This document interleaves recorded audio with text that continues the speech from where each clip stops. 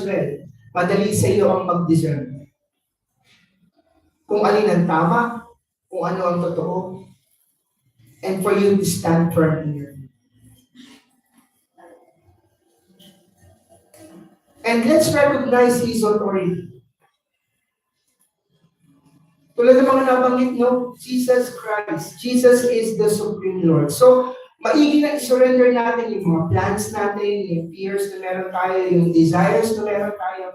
Let's just surrender it to the Lord. Let's submit sa Kanyang authority.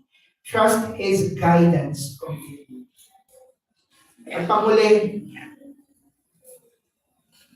kaya natin ang Diyos. As we grasp yung pagiging Diyos ng ating Panginoon, although syempre, depende yun sa lalim mo, sa revelation, sa relasyon mo sa Diyos, revelation ng Lord sa kanyang salita, and you, yung part mo, pinakayahan na ano.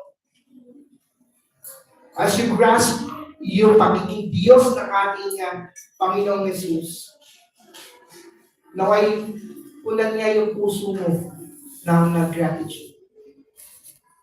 At hayaan mo yung gratitude na yun overflow sa pananalita mo, sa mga ginagawa mo, at sa mga relasyon na meron. Galing ano?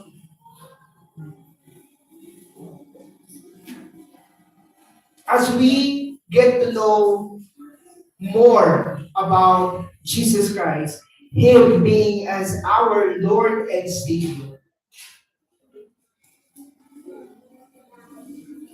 gawin natin ito mga ito. At sa kanyang biyaya, mas lalo tayong lumalim at mabugalan.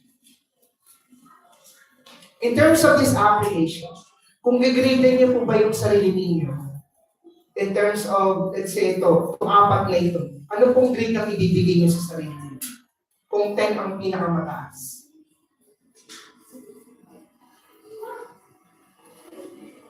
Kung 10 ang pinakamataas.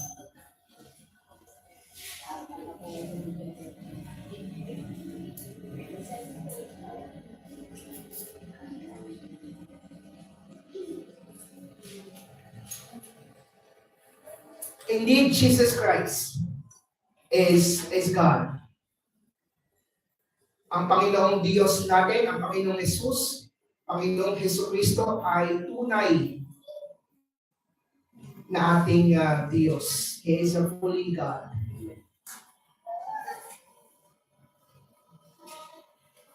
Yung understanding natin about it should lead us na sumunod sa kanyang authority, na magpasakop, mag-submit sa kanyang pagiging Diyos sa bawat buhay natin. And nawa, each and every day na darating, Lord, I surrender everything ko sa inyo. Ikaw ang aking Diyos.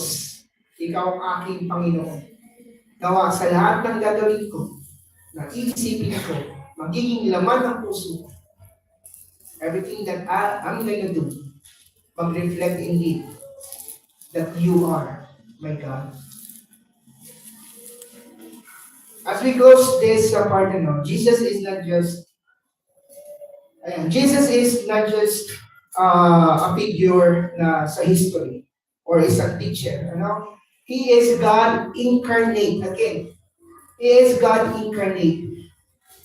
Napakahalaga nito. Okay? And then, He is the Lord over all. And as we embrace